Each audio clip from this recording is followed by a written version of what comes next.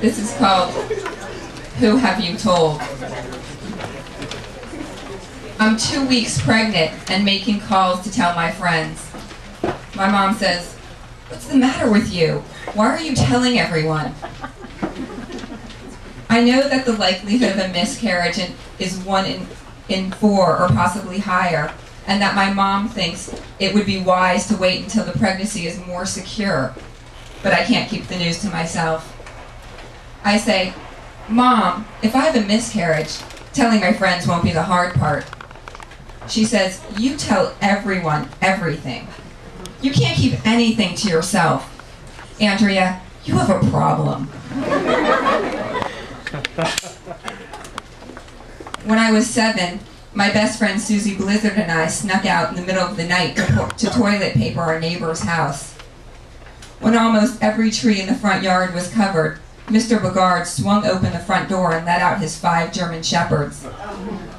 We ran home as fast as we could, and I still don't know this for sure, but I think I heard a gunshot.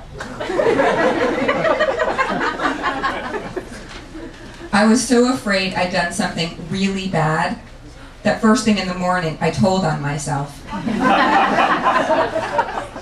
to my mom. In high school, my 3rd period teacher threatened to keep me from graduating because I skipped his class 31 times. When I'd come in the next day, he'd say, "Where were you yesterday?" I'd say, "The bagel nosh."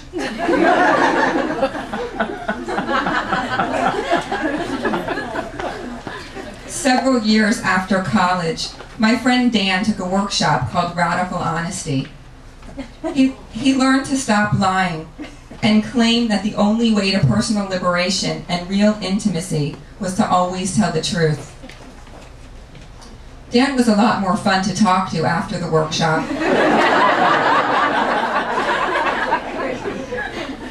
I found out where he stashed his pot, that he'd had a threesome with his girlfriend and her best friend, and that he always had an emergency 20 in his wallet, which he once let me borrow.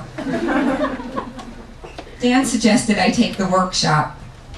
I said that I thought I already practiced radical honesty, most notably in the workplace, where I had been fired 5 times. In my experience, bosses didn't like to hear how I felt. Like the time I told my boss that it made me uncomfortable the way he yelled at his wife.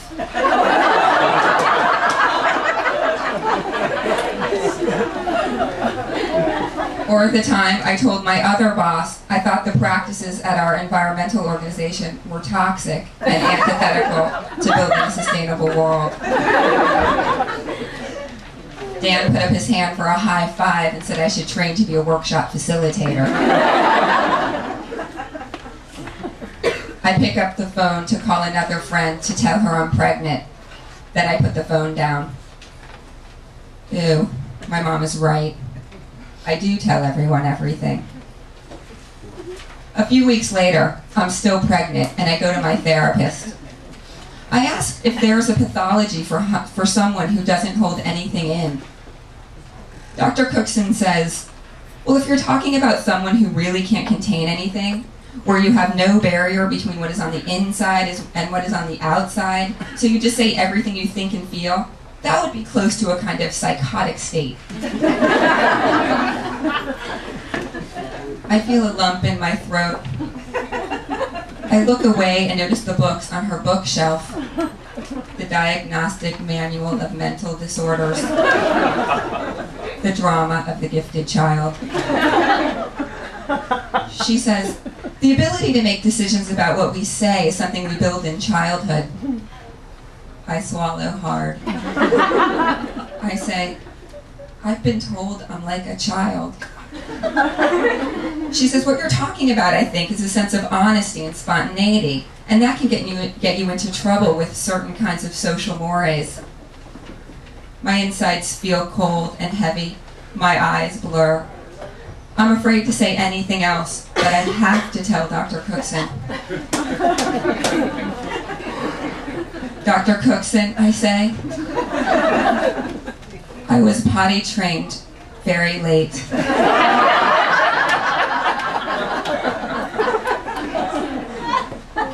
What you're talking about is a Freudian idea, a certain kind of interruption, or not interruption, in the anal stage that leads to putting everything out there.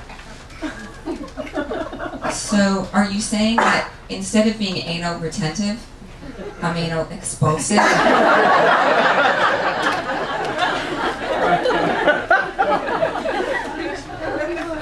She says, I've had some time with you, and I don't experience you that way in this room. Certainly not in any kind of psychotic way. Thank you. And you've talked to me about liking a neat house. Someone who likes a neat house doesn't strike me as anal expulsive. So I'm not anal expulsive? She says, we're gonna have to stop now. Well, there it is. I may not be psychotic, but why then can't I hold anything in?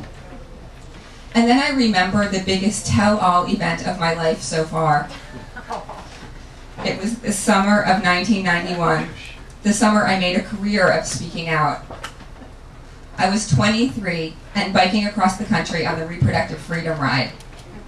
We were on a mission to empower women. We'd been riding for 2 weeks, 8 hours a day on the hot pavement, potholes, telephone poles, and the butt of the woman in front of me. After 68 miles, we rolled up to the Zeta Tau Alpha sorority house in Youngstown, Ohio, where we would stay the night. We sat in a circle on the lawn, 40 of them, 11 of us. They had big hair.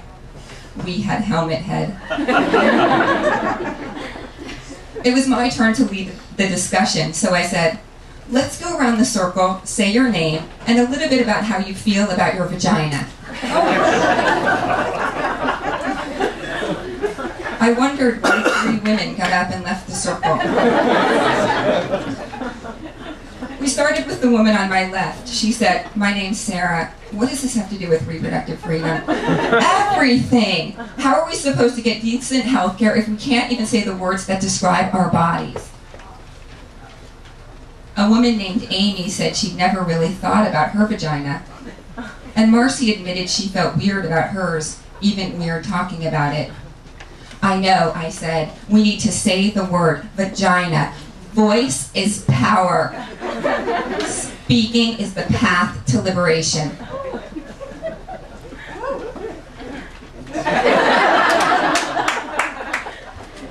I slept with the woman for the first time that night.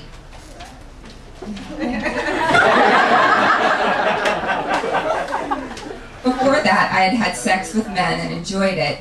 But the night I slept with Karen, I felt for the first time what love could feel like. I waited 5 days to tell my parents.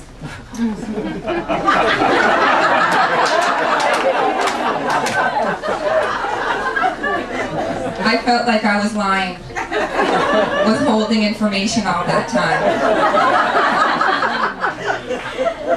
I did send them some clues, like an article from Out magazine with my picture in it.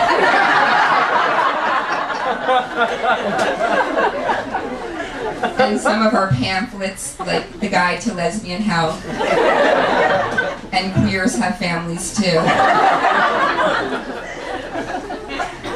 They're progressive, my parents, but I wasn't sure how they'd take the news. While the group set up camp, I took the Reproductive Freedom Ride van to a Dairy Queen in Bowling Green, Ohio. I ate an Oreo Blizzard and sat down on the curb by the payphone next to the highway and dialed the number. Hi, Mom, I said. I'm a lesbian. She said, who have you told?